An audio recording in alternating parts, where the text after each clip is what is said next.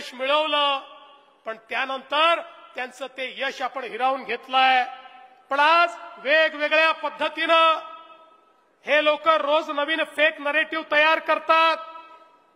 आता महानगरपालिकेच्या निवडणुका जवळ आल्या आहेत, जिल्हा परिषदेच्या निवडणुका जवळ आल्या आहेत, पंचायत समिती नगरपालिकेच्या निवडणुका जवळ आल्या आहेत. आता आशिष शेलारजी पुन्हा एकदा भाषण सुरू होतील. महाराष्ट्रापासून मुंबईला तोडण्याचा कट सुरू झालेला आहे, अशा प्रकारची भाषणं आता पुन्हा ऐकायला मिळतील. मी त्यांना सांगू इच्छितो, तुमच्या मध्येही ताकद नाही आणि कोणाच्या बापातही ताकद नाही की मुंबईला महाराष्ट्रापासून वेगळं करतील. अरे भाजपचं सरकार आल्यानंतर या मुंबईचा चेहरा आम्ही बदलून दाखवला. वर्षानुवर्ष तुम्ही राज्य केलं, केवळ या महानगरपालिकेला त्या ठिकाणी सोन्याचं अंड देणारी कोंबडी समजून त्याची अंडी खात राहिलात आणि शेवटी त्या कोंबडीलाही चिरण्याचं काम तुम्ही केलं. या मुंबईतल्या मराठी माणसाला हद्दपार करण्याचं काम तुम्ही केलं. या माझ्या गिरगावातला, माझ्या या संपूर्ण दक्षिण मुंबईतला मराठी माणूस आज त्या ठिकाणी हद्दपार झालेला आहे. याच्याकरता दोषी कोण आहेत, याचं उत्तर एकदा त्या ठिकाणी आम्हाला द्या. तुम्ही केवळ मराठीच्या नावावर या ठिकाणी राजकारण करत राहिलात, पण त्या मराठी माणसाला घर देणारे आम्ही आहोत.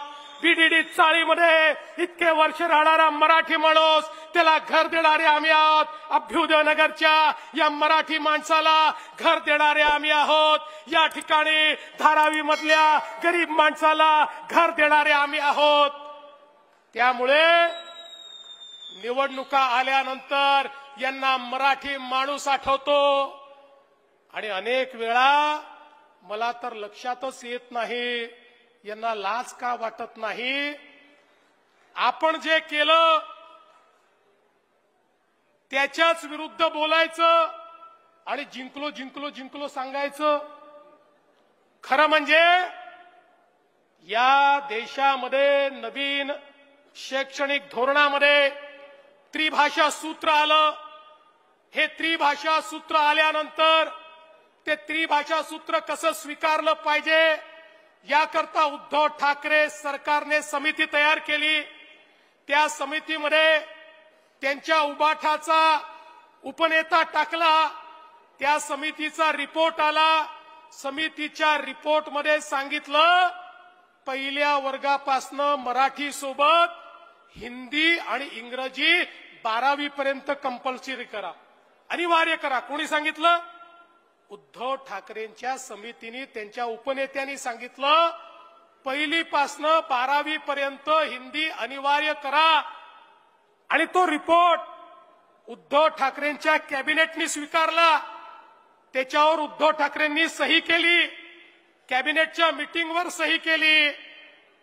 आणि आता ज्यावेळी आपल्या सरकारने निर्णय केला की तिसरी भाषा हिंदी तर शिकता येईलच, पण हिंदी सोबत कोणतीही भारतीय भाषा तुम्हाला शिकता येईल, त्यावेळी मात्र हिंदीची सक्ती, हिंदीची सक्ती, हिंदीची सक्ती अशा प्रकारचं बोलणं सुरू केलं. या महाराष्ट्रामध्ये सक्ती एकच आहे, ती म्हणजे मराठीची. मराठी शिकावीच लागेल. पण त्याच वेळी आम्हाला हिंदीचाही अभिमान आहे. आम्हाला हिंदीचाही अभिमान आहे. या भारतातल्या प्रत्येक भाषेचा अभिमान आम्हाला आहे. या भारतीय भाषांचा आम्हाला अभिमान आहे. अरे आम्ही हिंदीचा विरोध करून इंग्रजीला पायघड्या घालणारे लोक नाही आहोत. आम्हाला अभिमान भारतीय भाषेचा आहे. हो, इंग्रजी भाषा आवश्यक आहे म्हणून शिकली पाहिजे, त्याचा आम्हाला विरोध नाही आहे.